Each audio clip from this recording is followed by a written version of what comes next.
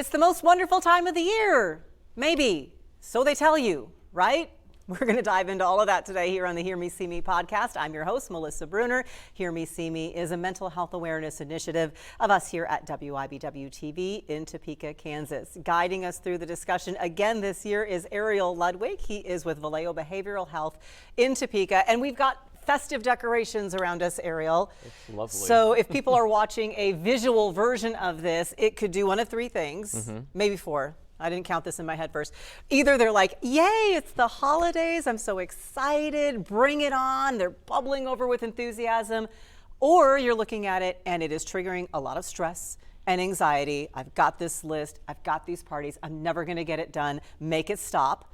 Or perhaps you're feeling sad. You see the holiday decorations and it makes you feel sadness. We are having this conversation on actually the 4-year anniversary of my father passing away. So I feel that emotion a little bit too, looking around and seeing the holidays and thinking, here's another holiday without my dad who used to play Santa. So, I mean, there are all these responses that people can be having right now. What is it about the holiday season? Why are we feeling all these feels? So the holidays, they pack in a punch. And when I think about the holidays, there's the people that you were talking about that anticipate and they enjoy, they love the preparation. It's a time to bring the family together and to rejoice with the royalties of that and the interactions and such. And then there's some people that thought were like really into the preparedness plan and like getting it all together, and then all of a sudden they're easily irritated and they're not necessarily handling the actual event so well. But then there's people, which sounds like sadness is a thing that creeps in, especially if an early foundational memories and formation of memories was so impactful, and like father playing Santa, or you know, when you have children in the home and they've left the home and now the children can't make it back in, you still want that earlier experience to kind of coalesce in the future. So there's a part of sadness that goes with it, even though it's a very special time for people. And I think when you think about stress, and there's studies out here, and I throw out these studies all the time, but in terms of stress, they've been able to pinpoint holiday stress with the relationship with like how much work are you doing, and will that work go as planned? And so the people that we were talking about that they put in all the effort, they put in all the work, they're really excited. When they get finally into it, something might not go right. And so that person feels kind of dejected and responsible for any mix-ups, and so that can feel really stressful, and they get irritable, and they didn't see it coming. You know, surprises are never good in the holidays, but we know that there's surprises. We don't know, you know, travel plans are always delayed, and, you know, snow and transportation, and somebody could get sick. I mean, we know the winter people get sick. So with that stress that happens, the people that are really actually most primed to handle stress in the holidays practice this idea of like, I'm going to prepare and I'm going to expect stress and have a plan for how I'm going to handle it. And those people typically do better. Now, when you talk about people with sadness, that too is problematic. But what I would suggest to those folks is when you feel sad and you have memories that are very important for you and they have to be somewhat accommodated and adjusted for the time being, you should always honor how you feel. You should never, if you feel sadness, you should not scrape it away or push it aside. You should experience it and acknowledge it and you know, talk to the right people, work it out. You never want to get stuff stuck in your head. It may not be like it was 20 years ago, but it could be good enough. And sometimes that expectation can lift people up. Absolutely. Yeah. Let's talk about that stress and anxiety part of it first of all, because I mean, that is a big part of mental health and mental wellness, is being able to cope with stress and anxiety. Is everything about the holidays, is that the stress and anxiety that we put on ourselves? Or is it like kind of just natural anytime you have a lot to get done? I think you're right on both fronts. And I think as a general kind of understanding is the holidays is the end of the year. It happens every year, so we know it's coming. And so Everybody wants a picture-perfect holiday. They want to establish a holiday. We got presents, you got relationships, you got, lights up on the trees and all that stuff. The Griswolds are a great example, right? And things can go bad. And so you mean when you put that many plugs into one outlet, things can go wrong? It's true. Say it isn't so. Yeah, I always say just go with the Govee lights. If you don't know what, I'm not throwing a pitch out there, but I mean those lights are pretty easy going. But yeah, you're planning a lot. Are you doing it all on your own versus asking for help? Are you delegating roles? That can be helpful. But the holidays itself is gonna throw out more. If you want it to be a good experience, it's not a birthday. It's a holiday. Birthdays can be big, but the Christmas holiday is like the end of year celebration, so it packs a punch. And we just got over Thanksgiving, so you got to think about that too. You're kind of packing a bunch of holidays in one, and you're preparing for the new year. Yeah, let's bring in New Year's Eve while we're at it. And so, yeah, like what you're saying, like there's over-prepared people, there's over-functioning people, and then there's people that wait last minute, and all those people experience that stress differently. And how they experience it is unique to them. I just always recommend having expectations that are realistic and being able to delegate roles and really reflect back on like, what was it like last year when I planned Christmas? What went well? What didn't go well? Obviously the things that went well, you're gonna be like, okay, I know how that worked and I'm gonna continue with that. The things that didn't go well, you might wanna adapt and say, what was I expecting? Was it too much? Could I scale that down? And if I was to scale that down, would that be okay? And so some of those things happen, but stress is huge. Not everybody has the same amount of pain tolerance either. And pain relates to stress. And so it happens. It was funny, you used the word preparedness earlier, and I kind of chuckled to myself because it's almost like, a severe weather preparedness plan. We need a holiday preparedness plan. It's true. And a lot of what you're describing there is like, it's kind of like in the workplace, an after action report. If you have a major event, everybody goes back and debriefs. Like, we just did live coverage of the Christmas parade. So now we're thinking, what went well with that production? What can we improve for next year? What do we need to make sure we put on our list to make sure we bring if it wasn't quite right?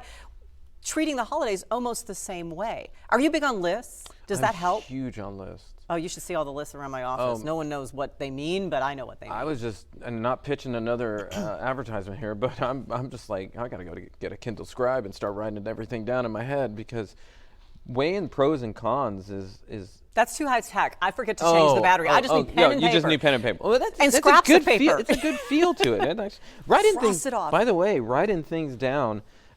Those stress hormones get stuck in your brain. And so if you write them down, this is why journaling and writing things down is so important, because if you write something down, you're not only thinking it, you're thinking about how to write it. Your writing's going to be slower than you think, so you can write slowly and monitor it. And then as you read it, you're interpreting it. So all these things are happening at once. So like making a list and checking it twice. Joking aside, the reality is it's very helpful. And I guess if you don't know how to start the list, because some people feel overwhelmed by lists or they don't want to see it, they don't want to know, I think it's important to, then that's when you recruit somebody like, help me write a list. And making lists are really good because how else do you get it documented and reviewed? And I think those are great things. Now you could list too much, which is a whole nother thing, because that's probably tacking on too much, but a healthy measurement of like what you want to happen and writing it out gives you kind of an angle of how you want to proceed. And really what we're talking about is strategies. If making a list is your strategy, that's a strategy. If you find something else that works for you, it's a strategy. These are all strategies, and not one is better than the other ones. You could be a type of person that thinks out loud. I guess that can be a strategy. You can be a person that writes not just a list, or maybe I've always done this in group practices when I do group therapies. I love the role play, like the whole interaction, like enacting it. Like, this is what would happen this day. This is what we're going to be doing. We're going to set up the tree. We're going to come downstairs. I mean, some people might think that's too planned out, but that's how I am. I'm a hands-on visual guy, and I want to like experience it to learn it. And so that can help too. And it kind of eases the tension of like, I don't know what's going to happen, because if you have a map, so let me give you for instance, so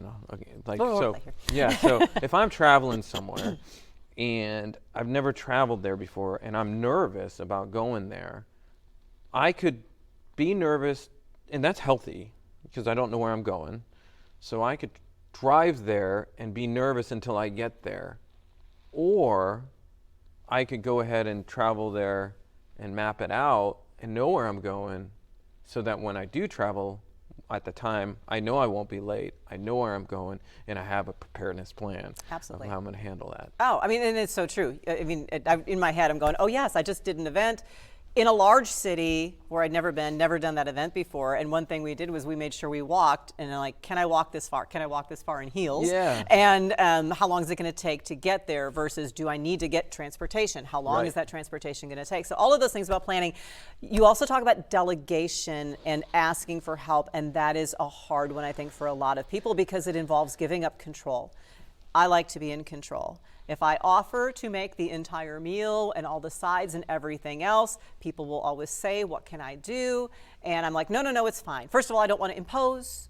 So sometimes asking for help delegating feels like you're imposing. And then the other part is, well, but I think that we have to have X, Y, Z. What if you forget? What if this happens or that happens and you can't? So I'll just do it. It's fine. Yeah.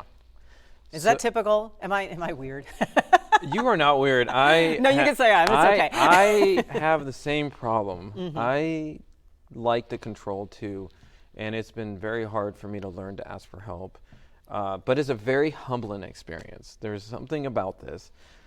Asking for help is, I know we have large expectations. When we have large expectations for ourselves, it's harder to ask for help because we are asking people to do something that we don't think they can do. Or maybe we just don't trust that they will based on their own experiences. So you got to know your audience. I wouldn't ask the person that really doesn't follow through for help. They're not probably your best person to ask because it'll only solidify how much lack of trust you have for people. But asking for help is very important, and you don't always have to ask them for help for the large tasks, some of the simple tasks. And as soon as you learn that somebody can do something for you and they do it well, not perfect, let's say, it kind of lifts it a little bit off your shoulders, and it kind of tells you like, okay, I didn't have to do that, and now they've learned to do that well, and if they were going to help me next year, they might do it better. And that's very helpful to people. I think when we grab onto too many things, we're going to overwhelm ourselves, and if we overwhelm ourselves, we will ultimately not enjoy the day because we will be stressed out when in fact we looked forward to it. How dangerous is it to compare ourselves to other people? So I have relatives, friends, loved ones who have beautiful package wrappings. That's not me. I look at the decorations that we have around us and I think this is wonderful. I'd love to do it in my home, but we have not had a tree in years because cats. I finally have come to that realistic grip that, you know what, my house is not going to be decorated for the holidays because all that's going to happen is the cats are going to knock them over or chew them, and then I'm going to be worried that the cats are going to get sick. So we're not going to have a tree. It's fine. It's fine. I don't host a big holiday gathering at my house anyway, so why is it even there? So letting go of those sorts of expectations that tend to happen when we look at what others are doing. Yeah, and favorable comparisons is kind of like the thievery of all joy, they say, because it's only relative to you. And when you think about, like, there's going to always be somebody better and somebody worse, but that's not how we should judge ourselves. And it's hard. We do judge, and don't get me wrong, that's like a human condition. We have to judge because it's a protection of our safety. Like, you're walking down the street at night, if somebody's taller than somebody else, if you have a tall person walking behind you in the dark, you're going to be more judgy than if there's a short person because you might be scared and intimidated. But we judge what we're doing based on other people. But we got to be able to ground ourselves, and that's where that non-judgmental is. It's like, what can I do to make my experience important to me and the ones with me, knowing that the limitations I have in front of me is what I have. There's a lot of contributions. I wish everybody had a picture-perfect Christmas and a picture-perfect holiday, but there are things that get in the way, and I think we have to be okay with adapting to those. And one of the things that I love about some of the therapies that I like to do is humility and laughter and humor. Instead of getting upset about things, some of these stories, like, I don't know if you have an Aunt Edna or something. It seems like the right person. If you have an Aunt Edna that overcooks the ham or something, sure, you're upset that day, but in a couple of years you'll be joking about it. Right, exactly. Because that's what we deal with it all. Right. And then you don't want to joke around it that day, but the idea is it's like, in some ways it's like, there she did, she overcooked the ham. You know what I mean? It's like, the dogs ate the turkeys, and we had to serve sloppy joes. That happened in our family one year. And it's the best Christmas story now. Exactly. At the time, Mom and Dad were stressing out that they had to serve sloppy joes for the relatives. How embarrassing is that? No, it was fun. I love sloppy joes. I know, right? I take them every day. It's not a problem. What if I have? I mean, just, non-traditional holiday meals, grilled burgers. Anyhow, that's a totally different subject. Yeah. So some of the stress, I imagine, is unavoidable. So what can we do when we're in the thick of it, trying to get this stuff done, and it's starting to become overwhelming? What can we do to not be overwhelmed? Yeah, I think I'm going to scale back. I think making that plan of like anticipating what could go wrong, you shouldn't do that, but you should be, I always make a list like this. When we're going back to the list, I'm sorry. I like It's like an optimal list. This is what I want it to optimally look like. And then I have a suboptimal list. And then I have a minimum list. Now, I hope it never gets to the minimum list, but that would be like not everybody showing up, the food's not all done or not done well. But but if you have a 1, 2, 3, you're really like scaling the extremes. You got the best, the worst, and typically what we see is we're more in the middle. And if you can expect that in the future, that helps you ground. Now, in the moment when you get stressed, I always say take that pause. I love the idea of having a timer on my watch, which I'm not wearing. I don't like how they feel sometimes, and say, I'm going to take a break for 5 minutes. I'm going to sit there and do some breathing exercises. I'm going to sit there and not touch any of this. I'm going to close my eyes and just not think about it. And in 5 minutes, if I still feel the same way, then I might need longer. But the truth is, it's like emotions for some people have a longer latency. Though if you can learn to if it's 15 minutes, 20 minutes, 30 minutes, if you have to get outside of the house for a minute, go on a drive, take yourself away from the stimulus that's triggering you. The idea is if you can get to a point where you're less bothered, whether it be 15, 20, 30 minutes, and you come back to it and you're like, okay, it's really not that big a deal. You learn to self-soothe and you start to regulate. And that is a prime skill that everybody needs, to be able to regulate themselves. You've talked about that before, just the deep breath or the sigh. Yes. Yeah, I remember the sigh, Yes, the sigh. It's my favorite piece of advice because it's so true. Just take that moment, let it out. Yeah. And okay, I can go on now. Yeah, you can also do what I call the VOO. It's a deep breath in and you go. I do it's that a lot, really good. Actually, I didn't know I was doing that mechanism. Interestingly enough, it vibrates the jowls and the mandible, and it connects to this thing they call the vagus nerve, which is a whole nother conversation. There's science behind why it works. And it vibrates it, which the vagus nerve is connected to your gut and your brainstem, and it causes rest and digestion. So that kind of breathing of this is why monks hum when they meditate, so they can vibrate the vagus nerve. Who knew? It's pretty cool. There is a lot of happiness around this time of year, but there's a lot of sadness for people as well. So we've talked about the stress and anxiety. We're going to talk about those other feels that we tend to get into just a moment when we return on the Hear Me, See Me podcast.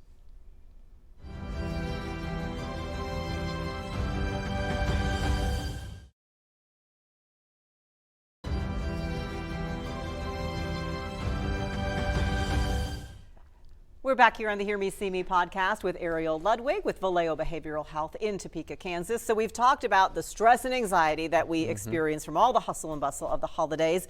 It's supposed to be the happiest, most wonderful time of the year, but there are also those emotions that we experience this time as well. Why does something like grief And by this, we're talking about the loss of a loved one or loved ones who had been with us in the past, maybe family relationship issues. Why does that feeling of sadness and grief get exacerbated during the holiday season? Yeah, I like to call it, and again, I'll refer to a little bit of science. We have this 24-hour cycle clock in our brain. There's a designated part in our brain that tells us what time of day it is. And that also means it tells us what day of the week it is, and what day of the month it is, and what day of the year it is. And we celebrate holidays traditionally as a family. I mean, you grow up and it's the most exciting thing in the world. I mean, I still have fond memories of opening gifts. And as an adult, it's like, it's just me exchanging money with somebody, pretty much. Like we're buying each other the same thing. But it still feels good, but it's not the same. When we lose some of that integrity of the holidays, whether it be loss of a loved one or just the timing of things, or just, we're not in the same location, or like that empty nest syndrome, those memories do creep back in, and it does cause a lot of grief. And it's very important to address those things rather than holding them in. I don't think people should suppress their emotions when it comes to grief. Grief therapy typically improves when we have an opportunity to talk about it. The good news is it's just a day. It does pass. And some people are always like wanting it to pass, like, I hope we get through the holidays. I hope I get through the holidays. I think it's okay to say that one of the maneuvers I would say to people is the holidays are still there for you. It can be celebrated differently. Don't judge it based on the last or the best fond memory. Adjust it to what you can do, and then look at the positives. And we talk about this all the time in mental health, like positive thinking is going to make you feel better. Well, the truth, it does. And that's kind of the thing. I mean, the more we commiserate about how bad it is, the more we get stuck. And so you could pinpoint all the good things that have happened, like we got a good dinner, we got to eat sloppy joes, whatever it be, like that's good. And one of the joking things I always tell people is like, I would love it if they anticipated something pleasurable that they know they're going to experience from the holidays, rather than working on all the negatives.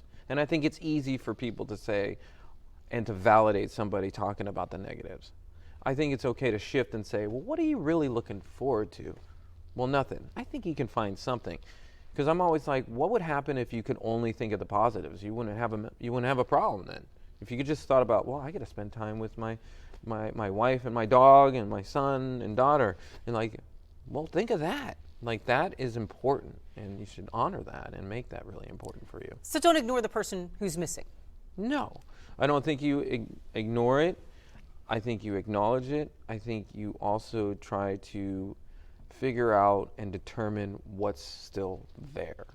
Should some things be discussed as a family? For example, if your family's still there, maybe you traditionally had a turkey on Christmas Day, and Dad cut the turkey at the table, and Dad has passed away. As a family, should you say, you know what, we're not going to have a turkey this year? Or do you say, do we have a turkey and start a new tradition where somebody else does it, or you will do it since you're in this position in the family? I mean, that seems silly, but yet turkey can be something like that can be a source of grief and more emotion. I love that question because I had not thought of that, but when you bring it up, the idea is very simple. Kind of think in perspective of the father. The person that's not there may be thinking that person's perspective. Ask yourself, if I could hear that person, close your eyes, say, what would that person tell me they would want me to do? Would they want me to continue with the tradition? It's important to them. So maybe somebody else takes on that tradition to honor that person, and that might be more beneficial. I'm a little bit reluctant to give up a tradition without answering the question of, does the person who's not there want that to continue? Because that's more like pushing it aside. And that doesn't mean you can't change traditions, but I wouldn't do it because you're afraid of the feeling of sadness. I would rather somebody acknowledge that feeling and then adjust and see what the other person would have wanted. And nobody can really answer that other than talking to themselves and kind of determine as a family So maybe somebody else can cut the turkey. Sometimes things are a different when it's a fresh grief or a fresh loss versus others. So if you're someone who's experienced a fresh loss, whether that be the death of a loved one, some bizarre change in your family situation, maybe an unexpected change, maybe you've moved, maybe there's been a job loss, something like that. Is it okay, or how should we handle the invitations or the expectations that we feel are being put upon us that bring up those emotions as well? Yeah, acute problems, the acuity of the issue is always, if something is more pertinent and more acute, and it's represented a deeper wound in a person, and everybody experiences grief differently. You know, not everybody gets there at the end, and to be honest with you, you'll cycle back through the stages of grief much of your life on these things. It's just a matter of perspective and whether or not you can see some positives out of it. It's okay sometimes if you're in shock if something is recent to kind of say, I won't be able to do as much this year. Or this year we're not going to try to do everything that we think we should be doing, because you have to be able to answer your question like, can you tolerate that? In time, people get better if they continue to work on it. And I don't think it's an escape sometimes. I think the processing of that loss is very important. But if you just recently lost somebody and it's not time yet, that's an okay judgment. And I think it takes a personal experience of your own judgment to make that decision. We as friends and loved ones, what should we do and how should we react to those situations? Yeah, the loved ones, I think a lot of communication and collaboration has to happen.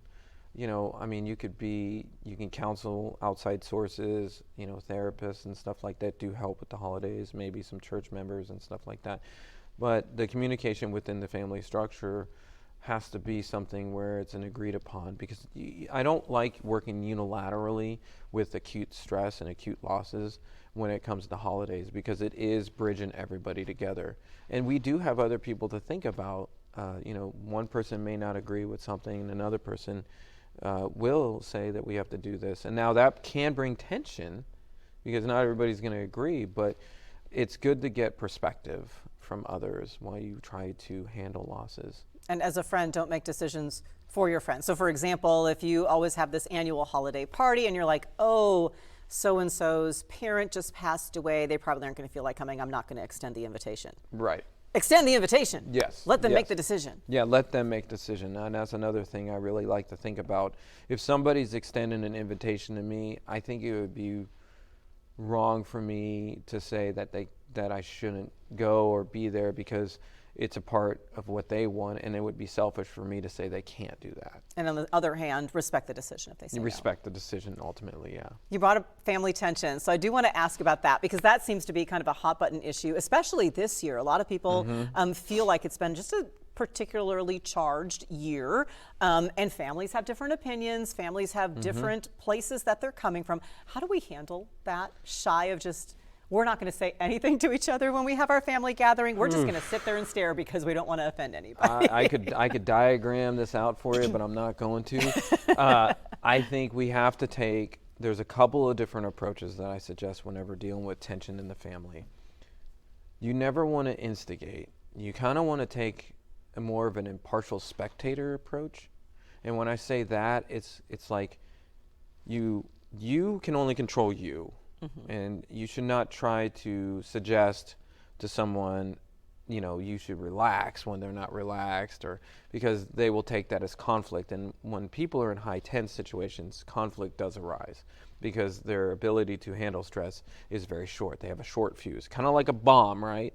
And so if you have a bomb fuse and their fuse is down here because they've had 1, 2, 3 things happen and there's 4, parts to this fuse, they're always at the last one. They're going to blow up every time you do something. So we want to take the approach of let's extend our fuse. Let's take an approach of like, what am I looking at? What is this person saying? What is this person saying? And how am I interacting with this? Am I doing anything to create more conflict? Is there something I can do to lessen the conflict? And so take all that information of what they're doing and what you're doing to instigate tension and take that impartial spectator approach and say, how can I be a resource to them? Maybe I suggest some other options. Maybe I suggest maybe we should come back to this tomorrow and have a meeting together. maybe we should all do something fun before we have a conversation, because people tend to do better after they're happy. Yes. So if you can go bowling or whatever makes you happy before you have the family meeting could be helpful, because it gets your dopamine levels up, and people do better that way. So a lot of tricks, but I love the impartial spectator look of not ingratiating yourself in the tension, but taking a step back and then making suggestions based on being a resource rather than a victim, persecutor, or enabler. Well, I think part of that too is an acknowledgement. I think some of us know going in, a certain family member might feel a certain way about a certain thing. And if you know it's something that's going to create tension, don't bring it up. Don't be the one that brings it up. Like you said, that's a great piece of advice really for all of these topics that we've touched on today. You can only control you. So you can control if you're the one who brings up the topic. And if you bring up the topic, then don't get all mad and go off if the relative reacts exactly the way you think they're going to. Yep, no pointing fingers. And that is a thing. People love to point fingers. And conflicts, you know, when you get in a conflict, nobody remembers who's mad at each other. Well, everybody remembers who's mad at each other, but you don't remember what the problem was. You know, you're just pointing fingers. Like the fight becomes into like, I don't like you and you don't like me. You did this, you did that, rather than we both wanted a good Christmas. We just didn't know how to figure it out. Yeah. And so that's the core.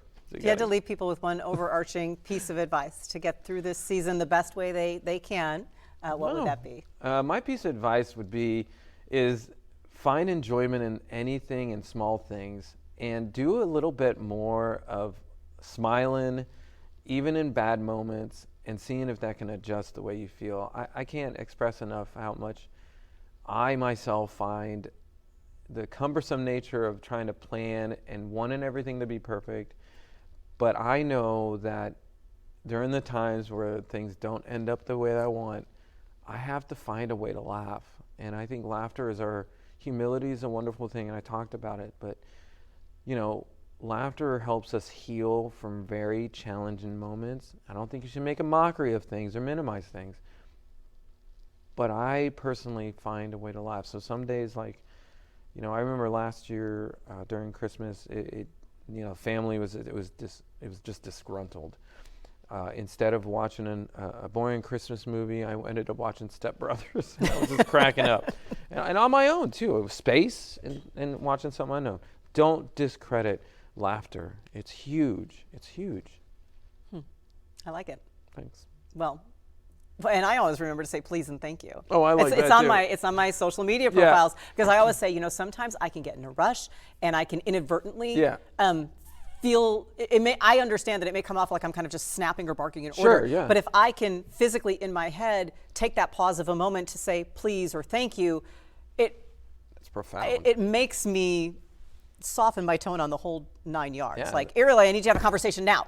No, Oh. and Ariel, can we please have a conversation That now? would I'm be like, oh wait, helpful. take that moment, remember the please and the Yeah. thank you. That's my little piece of advice. But from you, I I like am going that. to remember to take a deep breath, control me, and learn how to give up some control so I can delegate. Yeah. Yeah, Love it. thank you. Well, no problem. Always good advice, Ariel. Thank you. Appreciate you. We appreciate all of you as well, because whatever your stressors, as you can tell from the stories we've shared today, Yeah. we absolutely hear you and see you.